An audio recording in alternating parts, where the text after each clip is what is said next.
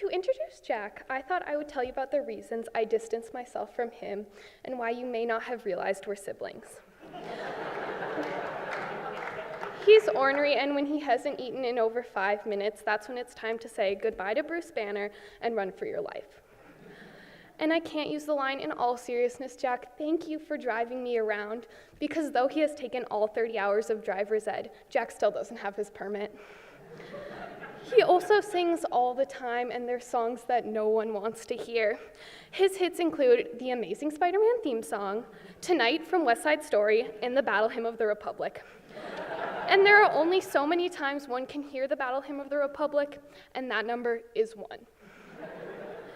The thing about Jack is that while he's a tarnish on my reputation, and you may never see him again now that you realize we're siblings out from under my shadow, he's not always so bad.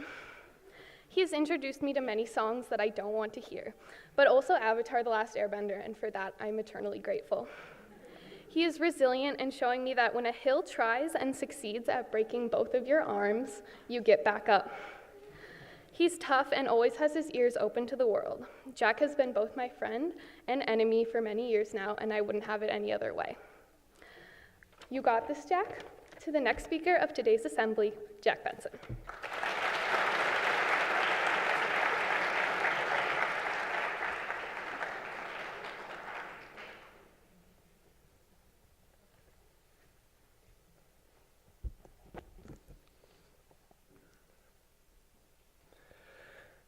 I have struggled with fear ever since I first learned that the world is not perfect.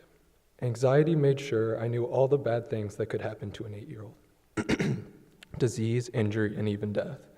As a child, I learned how to avoid my fears. Every single night, I could not fall asleep unless I talked through each of my fears with my mom or dad.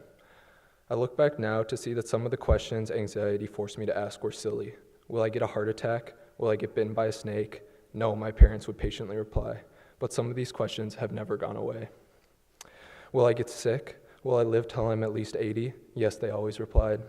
And finally, over and over, I asked, will I be fine? But my parents' affirmations weren't enough. In elementary school, I coped with my fear of disease by washing my hands with such a violent frequency that they became raw. The thought of my heart randomly ceasing to pulse forced me to lay in bed at night, holding 2 fingers to my neck, feeling the slow rhythm of life pass through my veins. I was obsessive, compulsive, and nothing could subdue my fear. My anxiety was my enemy, a faceless, nameless shape that I could not escape. I spoke directly to it, thinking I could reason with it. When it got dark, I pleaded with it to leave me alone. I felt so isolated. Going outside was difficult. Every person I saw laughing, smiling, and even just living normally was a reminder that there was something wrong with me. I listened to podcasts so I wouldn't have to hear my thoughts. I watched TV so I could avoid reality.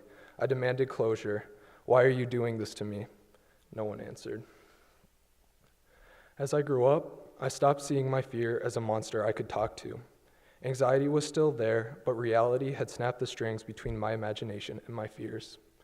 Now anxiety appeared as grown-up fears, public speaking, failure, getting older.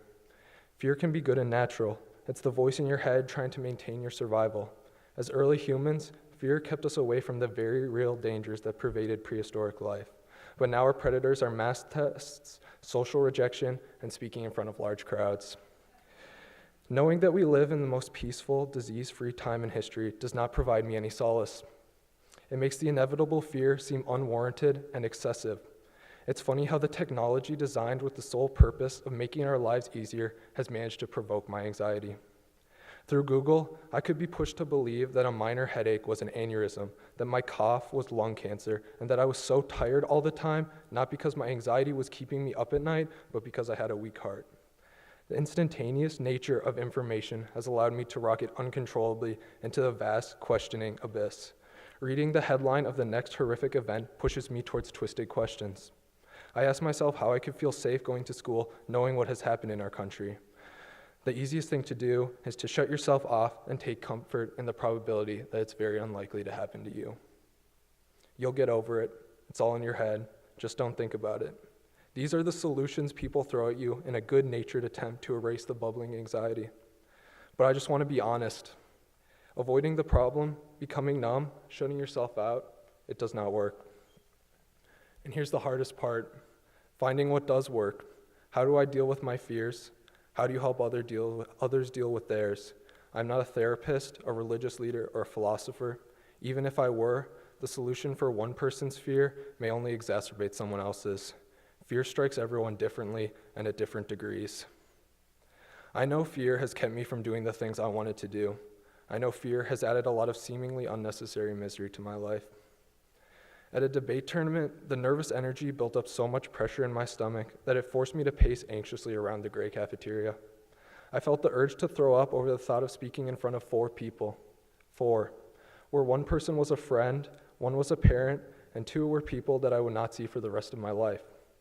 I still can't understand where that fear came from, but these experiences have shown me how fear can make the world seem horribly illogical and chaotic. It starves our brain for order and for the hope that everything will be fine. I look for wisdom through movies, books, and even religion. I learned that there are a lot of answers, but very few good ones.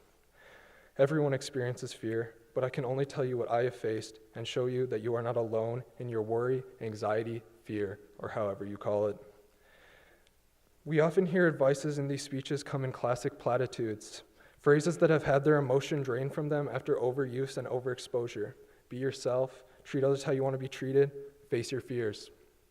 The problem is that you already know all of these things. You've heard them said hundreds of times, but just because these words have lost their power, it does not mean they have lost their meaning. Why have I shared all of this with you? To get it off my chest? Partly. I do not know what hurt your hearts carry. I don't know if this speech will help, and I definitely don't know how to solve my anxiety, his eating disorder, or her depression. All I know is what I've experienced. So I guess what I can preach to you is to be kind and courteous to those around you because you do not know the struggles they have gone through. Do not peer pressure. Do not goad, provoke, force someone to act. Do not make fun of them because they resist. Just because it's easy for you does not mean it is not like climbing Everest for someone else. I can understand why people make these mistakes. I have made them myself. People get so good at hiding their struggles from the world, but they should not have to. No one goes through life without pain.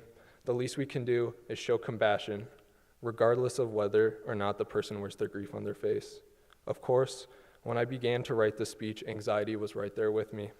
It told me to give up, to do anything I could to avoid thinking about November 30th. Even at the last minute, I thought about writing a new speech, a fun speech, a speech where I did not have to confront my anxiety. But here I am, and there it was.